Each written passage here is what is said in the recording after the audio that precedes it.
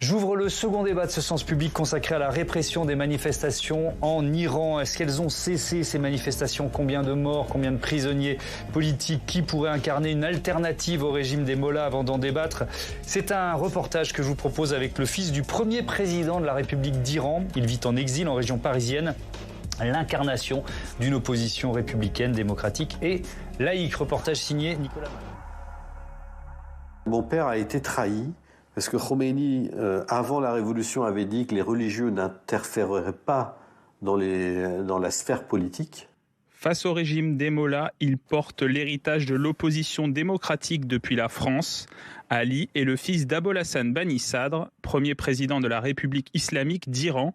Élu en 1980 avec plus de 70% des voix, cet homme politique proche de l'armée et indépendant des religieux a été destitué un an plus tard par l'ayatollah Khomeini, suite notamment à ses positions sur la liberté. Contraint à l'exil, il trouve refuge en France avec sa famille pour continuer la résistance contre le nouveau régime naissant. Il voulait simplement le retour de la liberté, de la démocratie, d'une république en Iran. Une république sociale, écologique et laïque. Face à ce modèle et pour remplacer la dictature iranienne, une autre opposition politique se mobilise. Reza Pahlavi mène la lutte depuis les États-Unis. Le fils du Shah qui a été renversé en 1979 se positionne comme une solution pour l'avenir du pays. Mais pour les tenants d'une démocratie iranienne, cette option n'est pas envisageable. Une opposition, on va dire, de type monarchique, qui ne souhaite pas du tout la démocratie, mais restaurer finalement une nouvelle dictature en changeant un turban par un roi. C'est le représentant des Israéliens, de Netanyahou. Qui le supporte aux États-Unis, c'est les milieux conservateurs. Si Reza Pahlavi se fait entendre et semble soutenu par certains manifestants en Iran et à l'étranger, l'opposition démocratique est orpheline d'une figure politique depuis la disparition d'Abolhassan Bani Sadr en 2021. Un enjeu important pour ses défenseurs, d'autant que les contestations contre le pouvoir en place sont de plus en plus récurrentes. Il y a un groupe avec une centaine de personnes, pour moitié en Iran, pour moitié à l'étranger, qui travaillent sur ces thématiques-là, pour les promouvoir. Donc il faut qu'on aille plus loin, se faire davantage connaître. Je pense qu'il est primordial, si on veut vraiment transformer l'Iran dans un pays de progrès démocratique, je pense que tous les Iraniens qui ont quitté le pays doivent rentrer et aider dans la reconstruction de leur pays. Enterré en France, le corps d'Abolhassan Bani Sadr pourrait être rapatrié en Iran à partir du moment où le peuple perse aura retrouvé sa liberté. Une dernière volonté que son fils espère vivre un jour.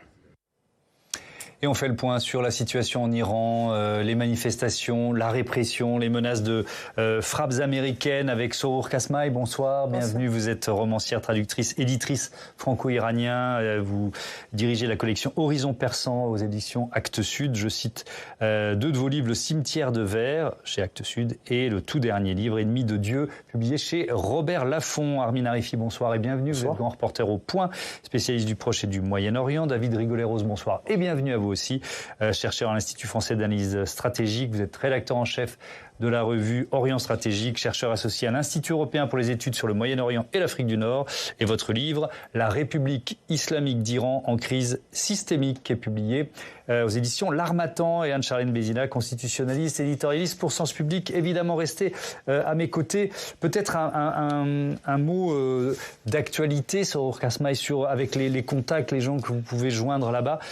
Est-ce qu'il y a encore des manifestations ou plus du tout? Est-ce qu'on ose encore manifester en Iran après la répression terrible des derniers jours? Après la répression terrible, il y a une sorte d'état de siège, de couvre-feu établi dans les villes et les villages. Donc on ne peut pas vraiment manifester. Et puis de toute façon, la population est dans un état de choc d'habitude par rapport à tout ce qui s'est passé, parce que les chiffres commencent à monter. Comme il n'y avait pas d'Internet, il n'y avait pas de connexion, on commence petit à petit à avoir connaissance de l'ampleur, au fait, de ce crime contre l'humanité. À présent, je pense qu'on peut le qualifier de la sorte. Donc, je pense que moi, en tout cas, tous les gens que j'ai eus au téléphone ou par lesquels j'ai reçu des messages Il ne s'agit pas de manifestation, il s'agit de retrouver le corps d'un proche, de pouvoir l'enterrer ou de chercher encore, parce qu'il y a encore beaucoup de disparus dont on ne parle pas. On n'a pas de chiffres vraiment des disparus. Donc, j'ai des gens de ma famille qui font le tour des services d'urgence ou des morgues, etc. Donc là, il est très, très difficile, mais il y a une certaine colère, il y a un désarroi. On va évidemment détailler ce sentiment. Une dépêche de nos confrères de l'agence France-Presse il y a quelques minutes, le ministère iranien de la Santé qui encourage les personnes blessées lors des manifestations, Armin Arifi, à se rendre à l'hôpital. C'est très révélateur. C'est-à-dire que les gens qui ont été blessés ont peur d'aller à l'hôpital en Iran aujourd'hui, de peur de quoi? D'être arrêtés, d'être emprisonnés? Alors ou même d'être tué.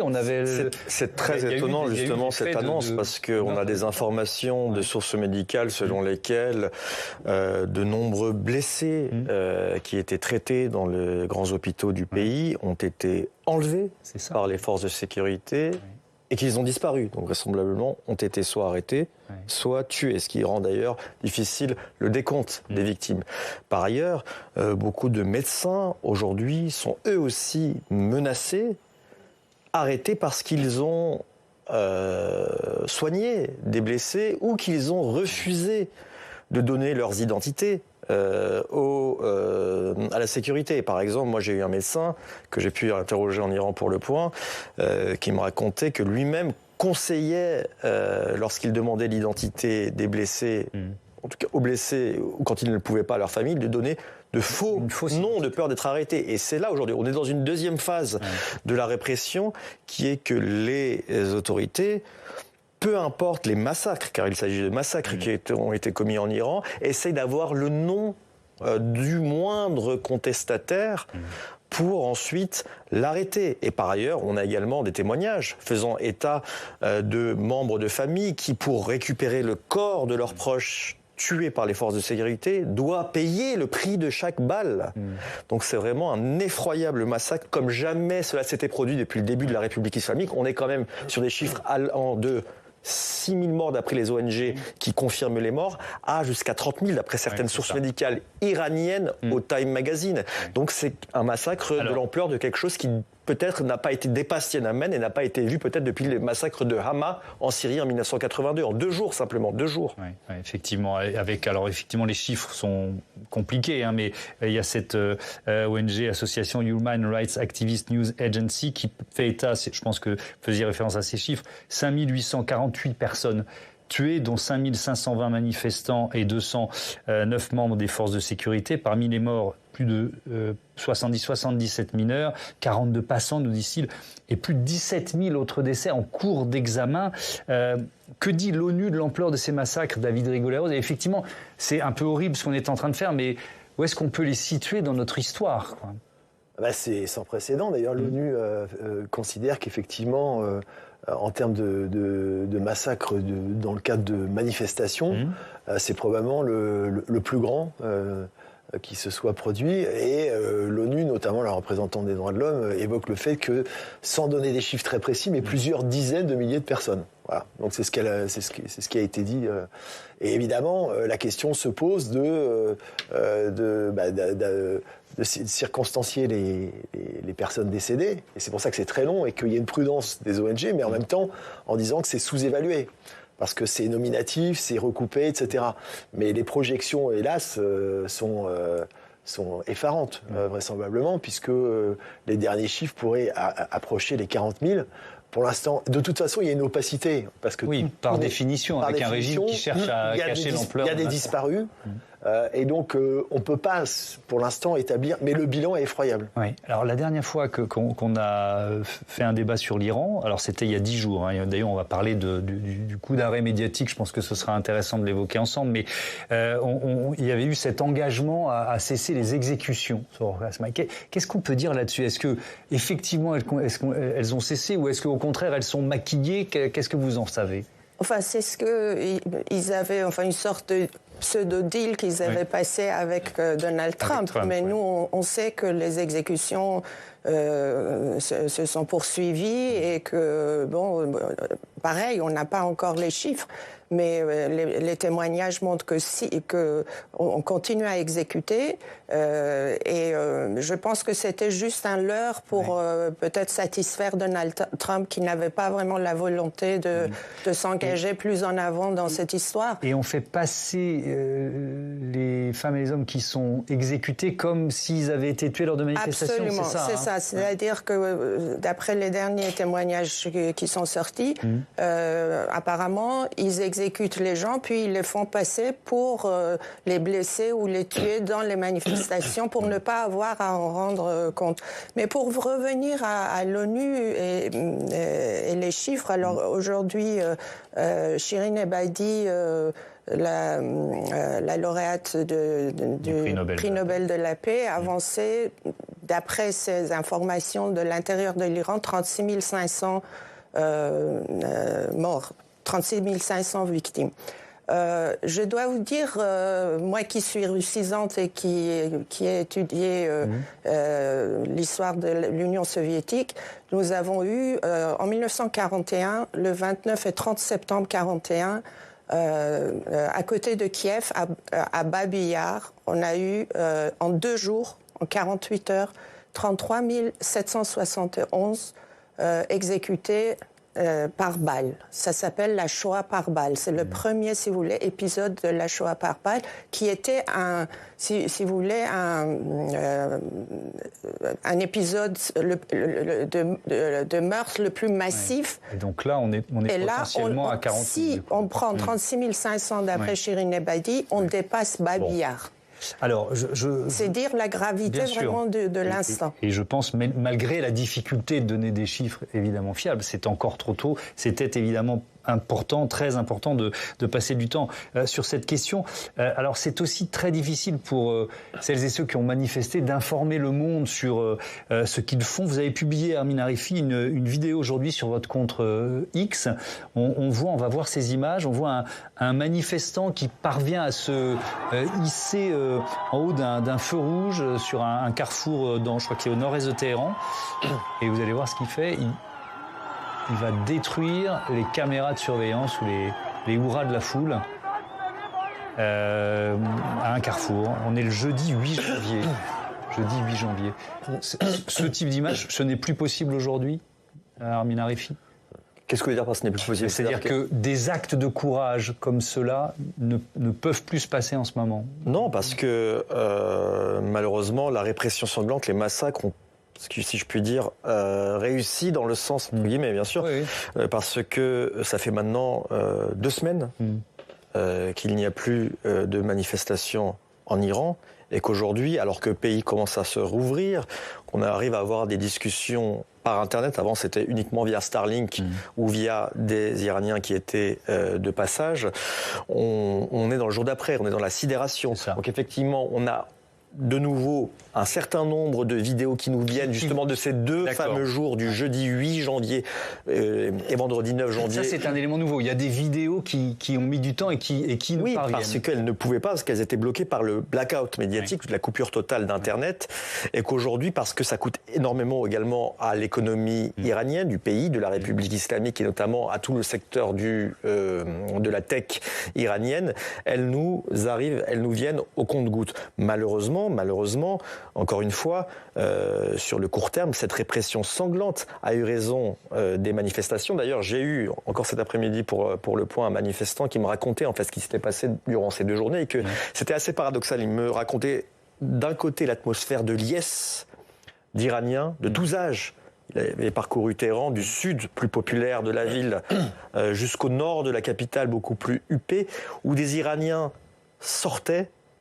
Au départ, c'était beaucoup contre la cherté de la vie, et puis rapidement contre la République islamique. Et il y avait une sorte d'atmosphère de liesse, avec des gens extrêmement jeunes, des femmes avec leur berceau, m'a-t-il raconté, et de l'autre, un grand nombre de personnes âgées, de personnes qui, au moment de la Révolution, avaient 20 ans, qui ont fait la révolution contre le Shah et qui ont eu pire, et qui, d'une certaine manière, par cette manifestation, qui au départ était assez, on va dire, porteuse d'espoir, venait dire pardon, venait demander pardon. C'est ce que lui me disait de ces manifestations. Et après, il me déclare des scènes horribles qui font froid dans le dos.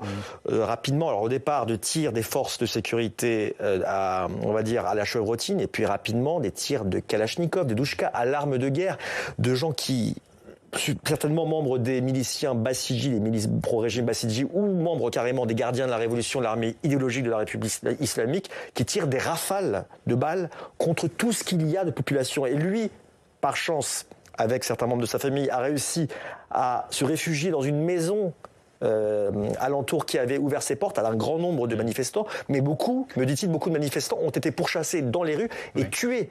C'était le permis de tuer donné par le guide suprême, et le but était de faire un exemple et d'effrayer la population, et force est de constater que ça a marché. Ouais. Mais oui, effectivement, autre dépêche de nos confrères de l'agence France Presse qui nous racontent des aveux forcés à la télévision pour mater l'opposition. Ce sont plusieurs ONG qui dénoncent ces mises en scène, au moins 240 prétendus aveux diffusés à la télévision d'État. On a failli titrer, David Rigolero, sur la victoire des Mollahs. Est-ce que et finalement on a choisi de pas titrer ça? Est-ce que c'est trop tôt pour le dire? Est-ce que à l'instant T, malgré tout, c'est pas une forme de victoire de la répression et de la violence des Mollahs? Très temporaire. Le régime est condamné, vu ce qui s'est passé. De toute façon, il pourra pas se maintenir tel qu'il est aujourd'hui. C'est impossible. Et même si la répression d'une férocité ahurissante a fonctionné à court terme, le feu couvre sous la cendre, de toute façon. Oui, avec qui là va avoir le courage de retourner dans la rue après ce qui s'est passé? Non, pour l'instant, oui, mais on ne fait pas tourner un pays de 90 millions d'habitants en le terrorisant. Les gens n'ont plus envie de travailler, de sortir. Les étudiants font la grève des examens. Économiquement, effectivement, il y a les restrictions d'Internet qui pèsent. Il y a des millions de dollars tous les jours dans le circuit économique qui sont hypothéqués à cause de ça. Alors oui, effectivement, ça a fonctionné. Mais jusqu'à quand? Parce que de toute façon, dans la tête des Iraniens, c'est fini. Et c'est la différence avec les précédents mouvements, justement. Parce que là, pour la première fois, c'est toutes les classes d'âge, toutes les classes sociales qui se sont réunis pour manifester leur défiance. Ouais. Alors on va continuer de répondre d'une certaine façon à cette question avec la pression interne ou la pression externe. Évidemment, on se posera la question de frappe éventuelle des États-Unis. Anne-Charlène, je me tourne vers vous parce que vous avez choisi de nous parler des révolutions des femmes et malheureusement de leur faible impact sur le renversement des régimes. Oui, c'est un édito un peu amer ce soir puisque le prisme justement de cette révolution iranienne de 2026 me semble avoir été assez peu traité sous l'angle des femmes, avec au fond finalement pourtant un acte 1 qui est un peu celui de 2022 et les organisations de défense des droits humains publient des rapports qui nous documentent encore beaucoup d'exécutions liées à ce mouvement Femmes, Vie, Liberté qui est né en 2022. On parle parfois de quasi-apartheid de genre en Iran. Je prends ici les mots de Human Rights Watch. Avec des révolutions des femmes qui, alors on va faire un peu d'histoire, ne sont pas si rares. Bien sûr, il y en a eu beaucoup, dont notamment la révolution du pain en France, où nous avons donc toutes ces femmes qui, pour des raisons presque de famine en fait, de malaise économique, vont aller chercher le roi et le ramener jusqu'à Paris en 1789. C'est vraiment l'ADN des révolutions qui commence avec cette idée d'aller dans les lieux du pouvoir, d'aller rechercher, etc. La même lignée, c'est celle des grèves du pain et de la paix qui ont lieu en 1917 en Russie avec les ouvrières. Et puis ensuite les mouvements qu'on a connus qui étaient plus sociaux, notamment avec les suffragettes bien connues de la Grande-Bretagne. Mais il y a un tournant qui se passe notamment avec les manifestations des femmes de la place Tahrir en Égypte en 2011, où on sait que justement c'était contre le régime de Moubarak, avec déjà ce prisme du corps des femmes au cœur de l'enjeu révolutionnaire. Mais moi je voudrais évidemment qu'on parle de la révolution iranienne de 2022 qui fait suite à l'affaire Mahsa Amini et qui ont donné lieu à la naissance de ce mouvement Femmes, Vie, Liberté, où c'est le voilement des femmes qui devient finalement un peu un terreau fertile de la contestation du régime islamique lui-même, avec le but de faire tomber le régime. Dans les semaines finalement, l'objet évolue vers justement cette idée révolutionnaire de renversement. Et évidemment, là encore, le mouvement est étouffé dans le sang, même si on sait que des provocations continuent 2023 à 2024, elles sont encore documentées, donnant lieu, à mon sens, à une vraie révolution silencieuse qui est un des éléments du ferment de 2026. Mais dans ces histoires que vous égrenez, on sent poindre une fin malheureuse. Et oui, les révolutions des femmes ne sont jamais les déterminants du changement de régime, ni d'ailleurs des éléments qui ont donné lieu à l'amélioration de leur statut. C'est ça qui est quand même assez fou quand on les documente. Les femmes de 1789 arrivent en quelque sorte à faire éclore la Révolution, à lui donner du sens, mais leur statut est encore pire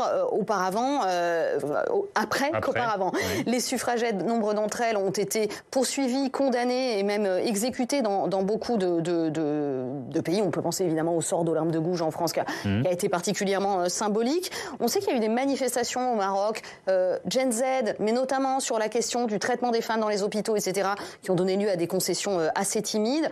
Évidemment, la guerre d'Afghanistan est un des symboles. On sait qu'on vend la liberté, la libération de tous, et c'est le sort des femmes qui est aujourd'hui sacrifié au régime des talibans. Et évidemment, la révolution d'Iran de 2022, celle de 2026, qui ne réussissent pas à faire tomber le régime. Quand bien même la solution dit de l'arrangement avec une branche plus modérée du régime en Iran, on voit bien qu'à part le voilement et éventuellement sur certains cas, on n'arrivera pas à gagner grand-chose. Donc en conclusion, on peut se demander si la révolution est une affaire d'hommes ou si finalement la révolution est même une affaire de finances, puisque c'est quand les élites vont lâcher en quelque sorte le pouvoir qu'il y a des divisions dans l'armée ou dans les organes constitués. C'est seulement à ce moment-là que les grands États du concert international lâchent en quelque sorte les régimes lorsque leurs intérêts financiers sont mieux servis. Donc gardons quand même l'espoir évidemment que la concentration de ces luttes crée un mouvement de féminisme mondial. C'est vraiment l'acte 1, c'est 2022. L'ONU en tout cas en parle comme ça avec le mouvement ONU Femmes, et le temps semble toutefois bien trop long pour que la femme devienne l'avenir de l'homme.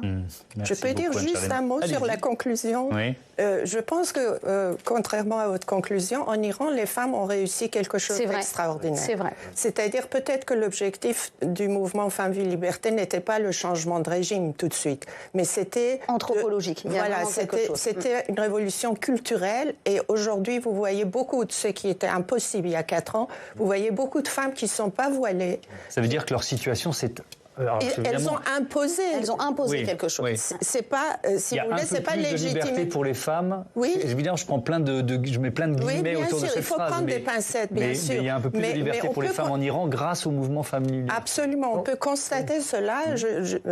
Depuis la fin de la guerre, effectivement, notamment des 12 jours entre Israël et l'Iran, on a vu justement des scènes incroyables de femmes dans les plus grandes villes du pays, sans voile, pourtant toujours obligatoire d'après la loi en Iran, des concerts de pop en pleine rue, et cela, c'est justement une des conséquences du mouvement, même si, et ça aussi c'est extrêmement intéressant, le régime a voulu réprimer davantage, il a voulu sanctionner davantage, mais face au risque de nouvelles révoltes sociales, cette loi qui a été votée et adoptée par le Parlement a été suspendue par le Conseil suprême de la sécurité nationale. Donc ça montre bien aussi l'équilibre, en tout cas on va dire l'équilibre des forces en Iran. Alors derrière cette question, il y a une question plus générale, David Rigoleros. Qu'est-ce qui fait tomber un régime ?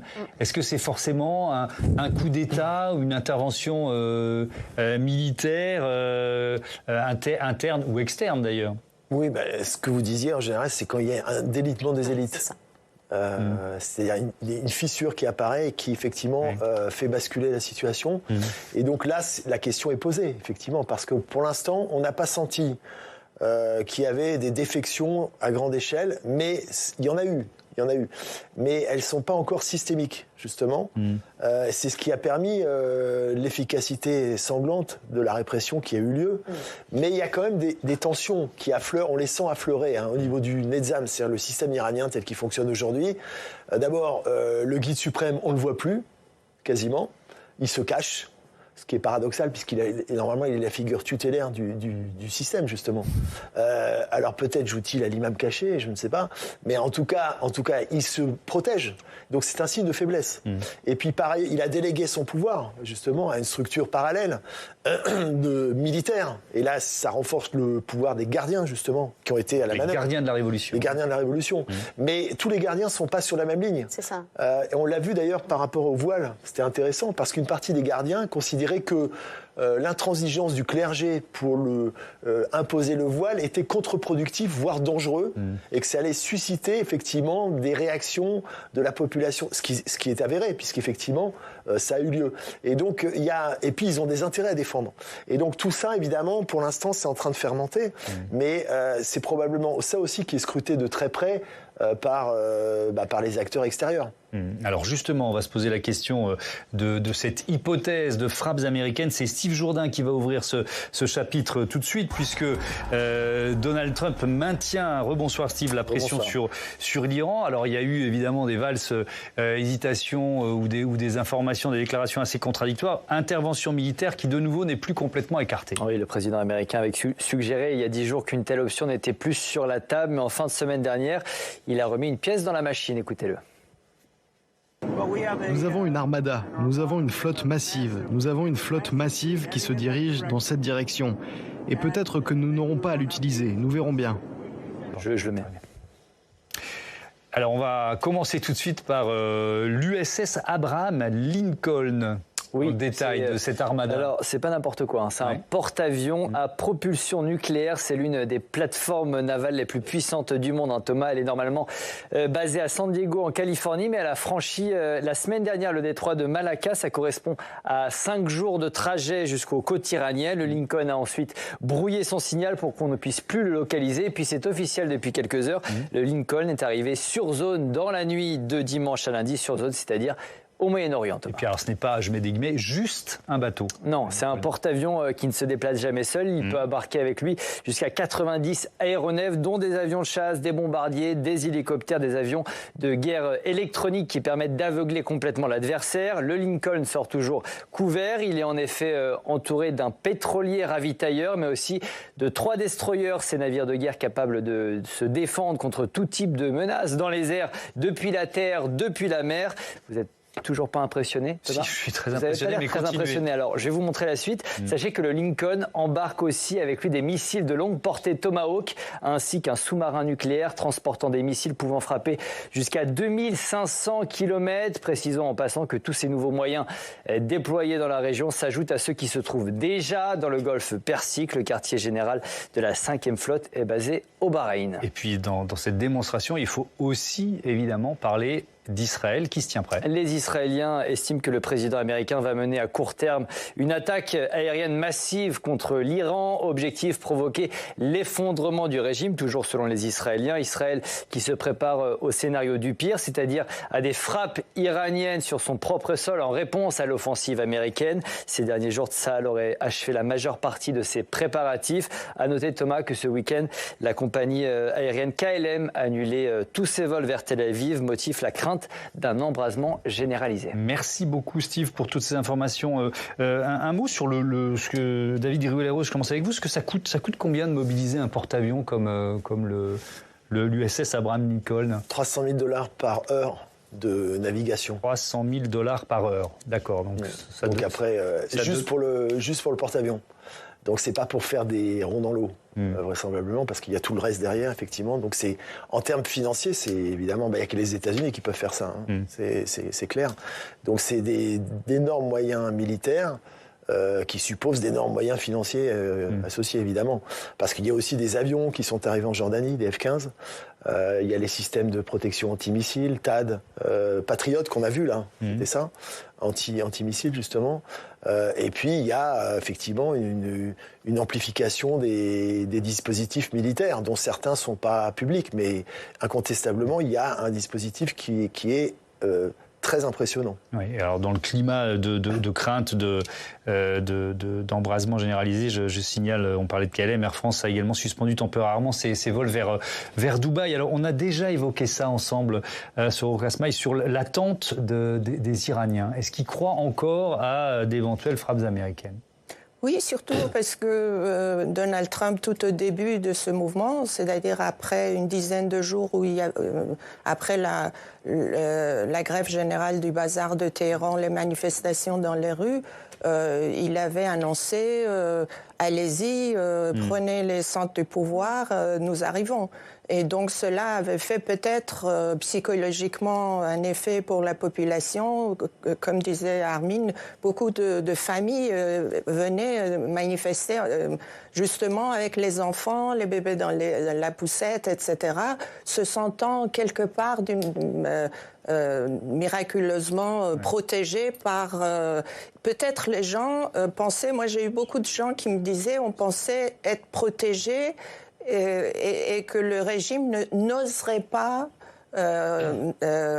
aller contre cet ultimatum de Trump. Or, le régime a pris ça pour, comme j'entendais l'autre jour sur les ondes de l'ambassadeur d'Iran dire, le premier jour de ces manifestations, c'était au fait le 13e jour de la guerre de 12 jours du mois de juin. Oui, ils disent que les manifestants sont activés ou manipulés par leur les Américains. Leur lecture, c'est que les manifestants sont tous...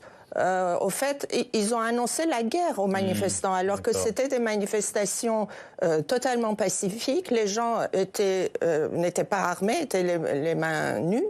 Et ils scandaient juste.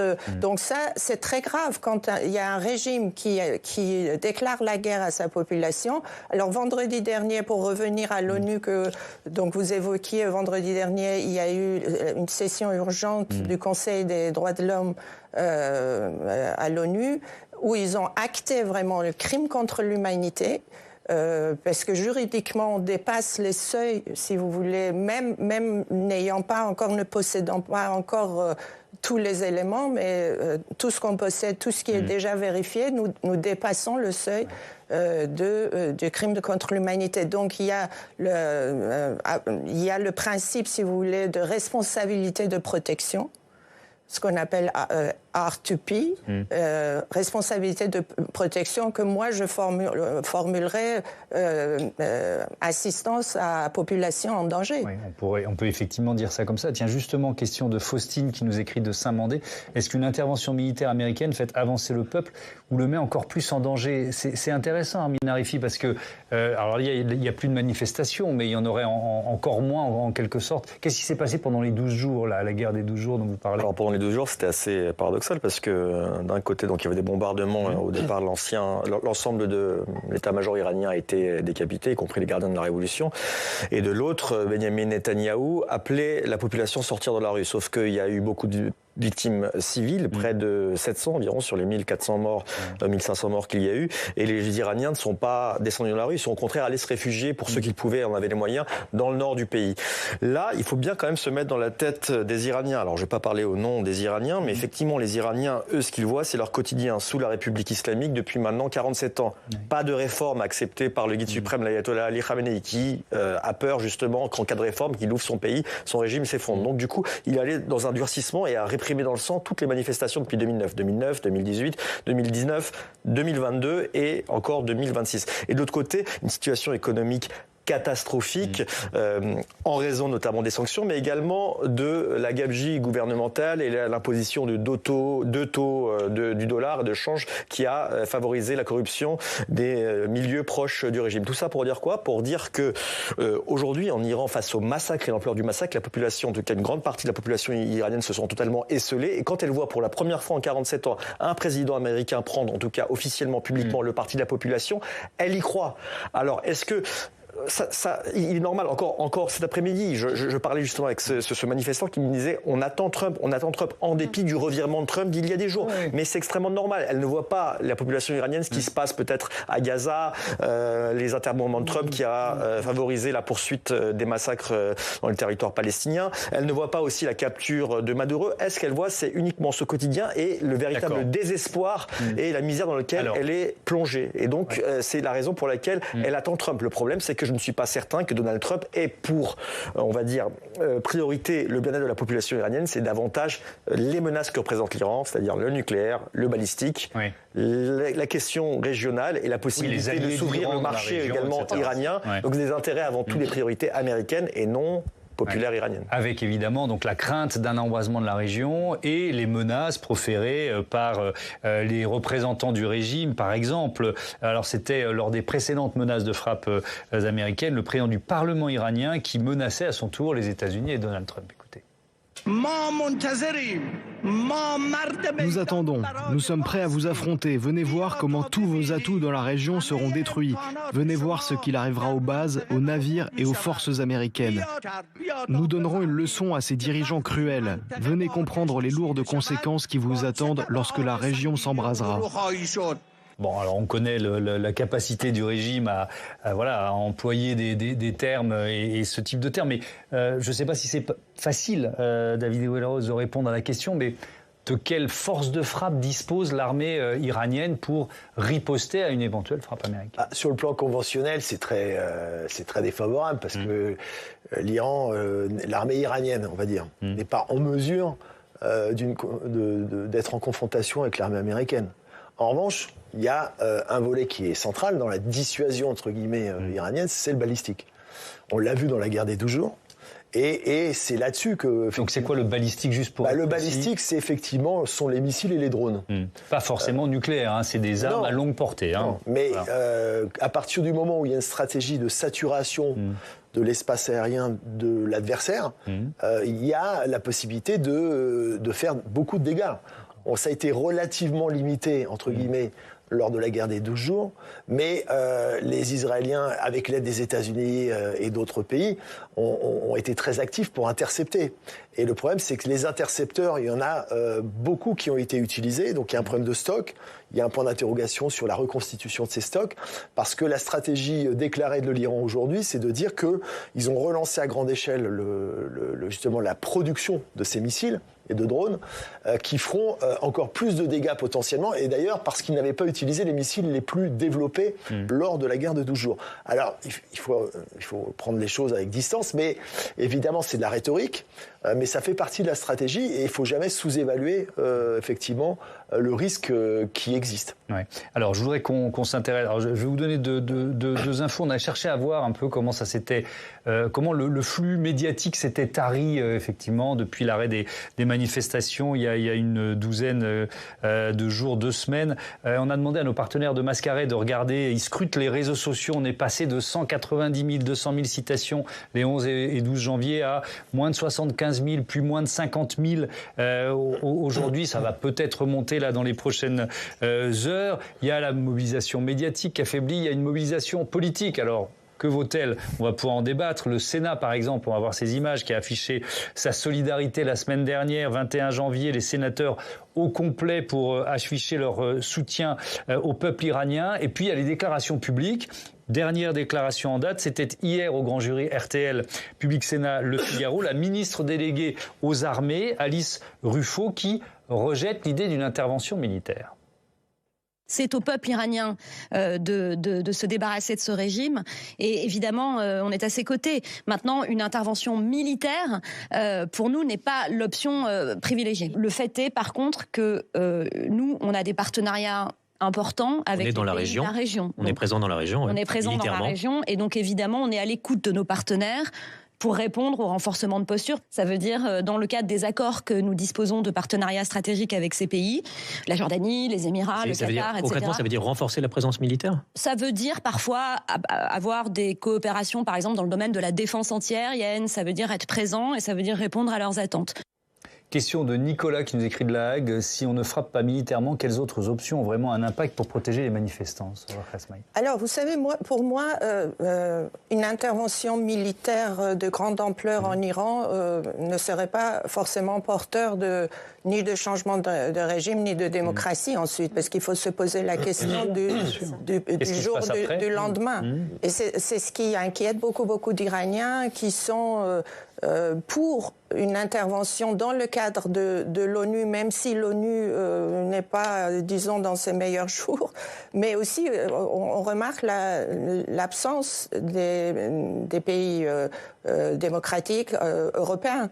Et ça, vous voyez, donc notre ministre parle comme ça. Le seul point de vue, le seul angle de vue, c'est l'intérêt de nos partenaires dans le Golfe Persique.